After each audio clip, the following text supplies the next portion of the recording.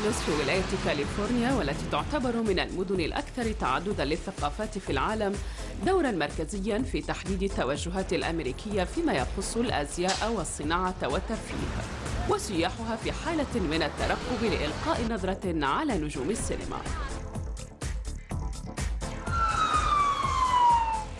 رغم وجود وسائل الترفيه بكثرة، إلا أن هذه المرأة الأمريكية اختارت أن تعيش إيمانها مستبدلة نمط العيش ذاك ببناء علاقات مع من حولها. I had a book of questions, and then when I met the Muslims and I started asking my questions, everything just made sense, and for the first time I got my questions answered. So then I started learning about Islam, and within about 6 months I embraced Islam and became Muslim.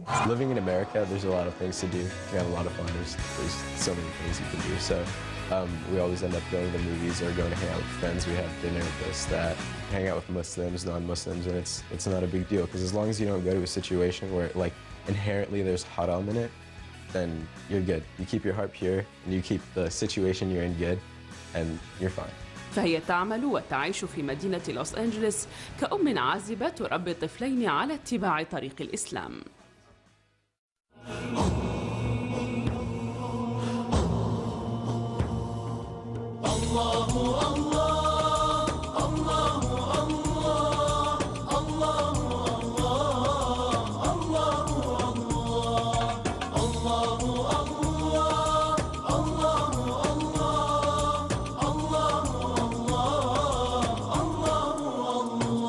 من أنزل الأمطار وفجر الأنهار وأنبت الأزهار تزخرف الجبال، من ينشر الصباح ويرسل الرياح ويملأ البطاح برزقه الحلال. الله الله الله الله الله الله الله.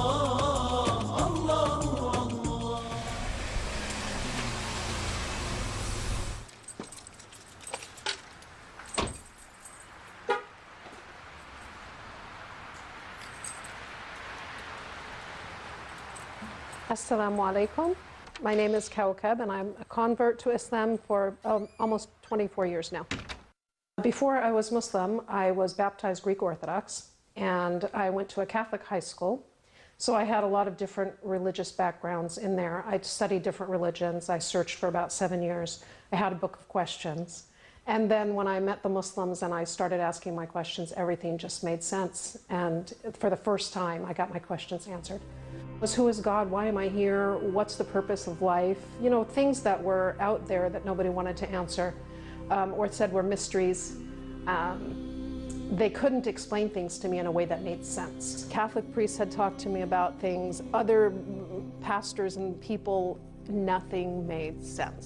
And their attitude, the way they dealt with me, was not the same as the demeanor of the Muslims. They were, it was markedly different. So for me, it wasn't just learning about Islam, it was learning about the people, about the culture, about how they treat one another. That made a huge impact on me. When Kawkab has a problem, when Kawkab has difficulties in her daily life, she comes to us as Muslims. She doesn't go to her family, she gets her support from us. I mean, it's really nice to see that Muslim community is very strong and we help each other, we support each other. The concept of God was very bizarre growing up. I didn't understand how 3 could equal 1. And so when I heard about Islam and they told me about all the attributes of God, this was like eye-opening. I was like, wow, I couldn't believe it. So for me, it was a matter of my mind and my heart accepting something, because my mind couldn't accept all the other things that I had looked into, and I looked into a lot of things. I was working in a place with a friend, and she had known she moved to another location in her work. And I went to visit her, and I met my future husband at that time. I met him, and we were talking, and he said, I'm starting Ramadan next month. And I said, what's Ramadan?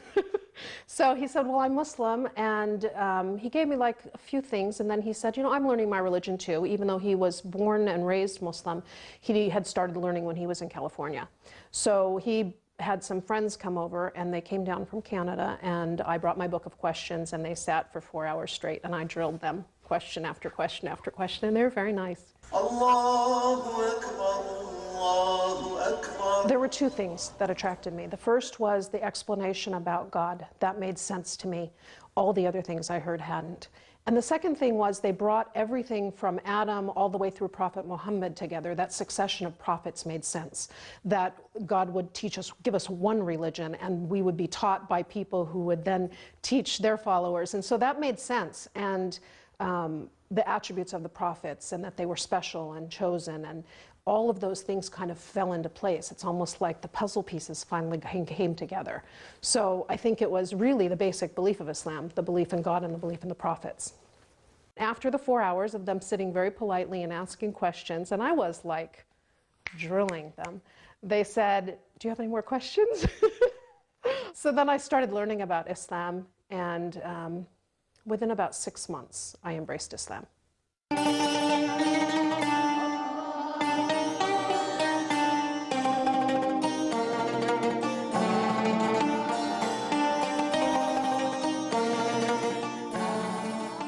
I know Kaukab for more than 25 years now. I remember the first time when I saw her 26 years ago. I was pregnant and she wasn't a Muslim back then. She was looking at me and the way I dress, and everything was new to her. She was really very, interesting in asking questions about the religion and all this, and she wants the logic behind this.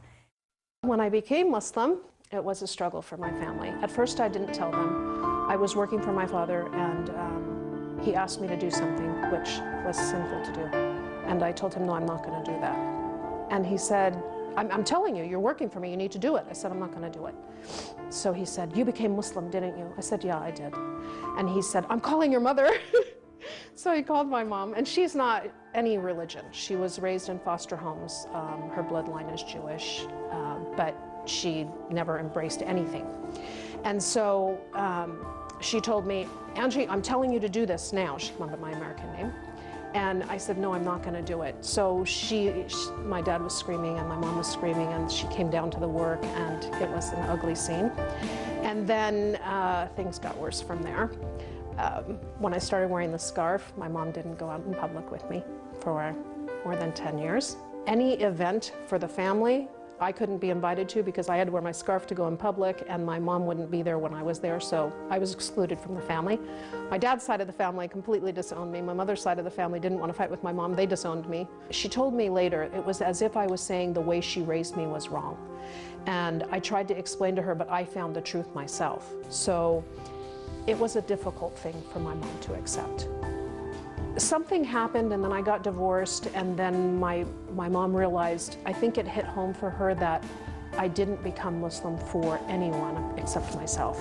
Even though I'd become Muslim about 1.5 years before I got married, when I got divorced and my mom saw that I was still raising my children in an Islamic environment, and I was staying Muslim, and she realized this is who I am, and she came to terms with herself. She called me and she said, I've been prejudiced against my own daughter. And she realized that, and she just asked to wipe the whole slate clean, and we just started over. So it was her realization that she had done something to me, that I hadn't changed other than my religion, was still the same daughter. So I think it was something she had to find within herself, and she did eventually. The next year when I came back for vacation to stay in the States, I knew that she was a Muslim. We were, friends for a long time. We baked together, we cooked together.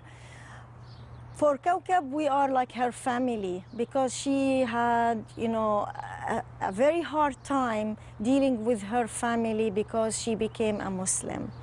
And to me also, she's a big support. Even my parents, when they come to visit me from Jordan, they told me, this is more than a sister to you. She was with me during sad times, good times. She's a good Muslim. And really, I didn't see any other person who is very keen to practice the rules of the religion than Kaukab.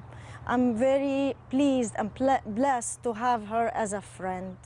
So till this day, I just have my younger sister. We're in contact. We see each other often. And my parents, everything's great now. It's been quite a few years, but it's really good now. And they accept that. They know, that I am the way I am and I'm happy in my life, and now they've accepted that. So we go out in public. We do everything normally as we used to before all of that happened. But it was a really rough 10 years. So when I made a decision to become Muslim, I had learned before. So I knew how my life was going to change. And I had prepared myself for that. If I'm going to become Muslim, I'm going to practice. So I want to understand, what do I have to do? What's praying? What's fasting? How do I live my life? So for me, the changes were my choice. And since they were my choice, that was easier. Dealing with people's reaction to me was a shock. I had learned about prejudice in school. Nobody ever said anything to me about that I was, different in any way. If I was with Mexican people, I looked Mexican. With Italians, I looked Italian. With Greeks, I looked Greek. I always fit in. But when I started wearing my scarf, I felt prejudice the first time. And I think that was the hardest thing for me. Not so much, learning how to pray, it was exciting. Learning all of the things about Islam, I loved that learning. But the hard part was their reaction to me.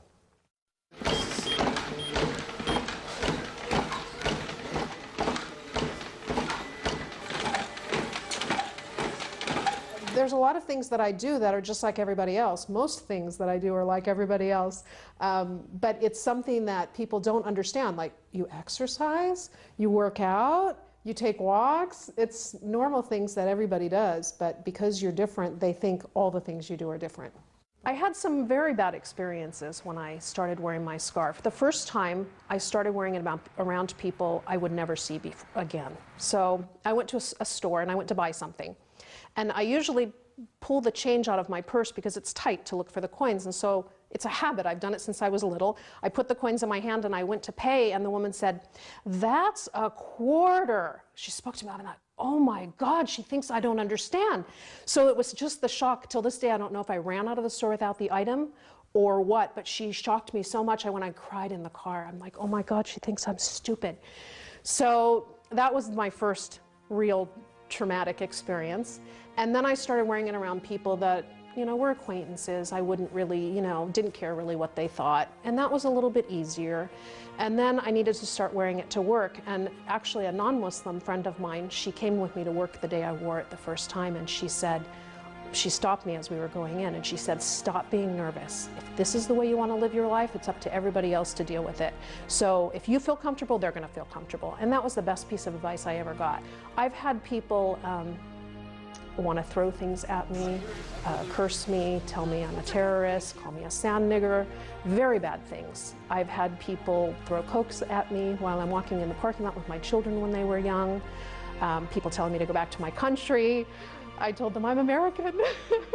So yeah, people, it's ignorance and you learn to deal with it. And now it doesn't faze me at all now. It just realized that there are people who don't understand things, and when they don't understand things, they fear them.